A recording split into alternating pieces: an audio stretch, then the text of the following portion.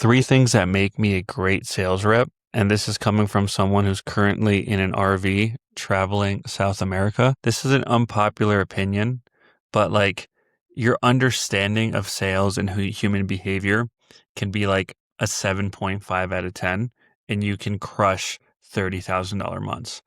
Like, think about it this way. The game of teaching you sales is a never ending game. Okay. Like when you are in the pursuit of mastery of it, there is always someone else that you can learn from. However, people let that stop them from just doing the job well. And here's what I mean. At the end of the day, a salesperson is a producer. You produce cash. Okay. You are a problem finder. Okay. Here's what I mean by that. You can spend endless hours trying to figure out the perfect tonality or the perfect way how to land a specific question. And that will make you money. But you know what will also make you money? Is connecting the right people, is seeing someone in your network that might need a service and finding someone else that can fulfill on that service. Doing that within your organization, coming up with different offers to sell, asking your offer owner, hey, this person actually needs more touch points. Can I upsell them some additional access with you? When I was clearing 25K months, I would sell things. Now, might get a little in trouble saying this, but I would sell things that we didn't offer. Okay. We had a few times. So one of the businesses I worked for, we sold to blue collar business owners. Okay. Now, sometimes we'd get business owners that were quite well established. They were like, hey, we want to invest this for our crew, for our team members. Is that something you guys offer? I'm like, well, if you're willing to pay for it, we'll offer it. And so I remember selling this multiple times, essentially a private 2-hour seminar with the owner for $6,000 to $8,000. Okay. And I did it before asking for permission. And I remember the first time the owner was like, dude, what are these charges for? Like, I don't see it in our checkout. In our checkout links. I was like, oh yeah, by the way, these guys didn't need what we sell. This is what they wanted. So I made them a custom offer. So figured you wouldn't mind setting 2 hours of your time to make 8Gs. And he just starts cracking up. He's like, all right, cool. When is it? And this is what I mean to be a producer, guys. Like, do it and then ask for permission later. Right? What is the expression? Like, ask for forgiveness, not permission. So many times in this industry, people are waiting. I just want to, see if it's okay if I can outbound dial, or I don't know, like I want to talk to my sales manager before I start asking for upsells. Just do it. Do it in your role. Do it outside of your role. Like the other day, I had a friend, and I've done this so many times, and it's so funny. Like, this is what I mean. Like, once you know how to sell, you will never run out of money. You will never be out of work. Because even if our coaching bubble, the info product space, the AI space just dies tomorrow, you just find another thing to sell. And so what I was going to get at is, and like I said, I've done this so many times, but recently I had a buddy reach out to me. He's like, hey man, I have this guy. He can help you set up all these AI automations. He's, kind of underground, doesn't really charge. I could probably get him to do a few hours of work for you for $1,000. I was like, cool, send me the link. I'll buy it right now. Okay. Later, I found out that my buddy who sold me that took 30% of that. Awesome. He took like a $300 for making the connection, because the other guy was only making $700 when I met him. I'm like, hey man, thanks for the time. By the way, like, could I pay you for another session? Like, how much would it be? He's like, oh yeah, same as this time. Just give me the 700. And then it clicked. I'm like, my buddy took a cut. Amazing. Did I feel like swindled? No. My friend made an introduction that I would have never found before. That is absolutely worth the $300, right? But for him too, he knew that I was something I was working on. He texted me and asked me. Then he got me on a call. He said, hey man, 2 minutes. Like, let me ask you a couple questions. Total like slinger. Awesome.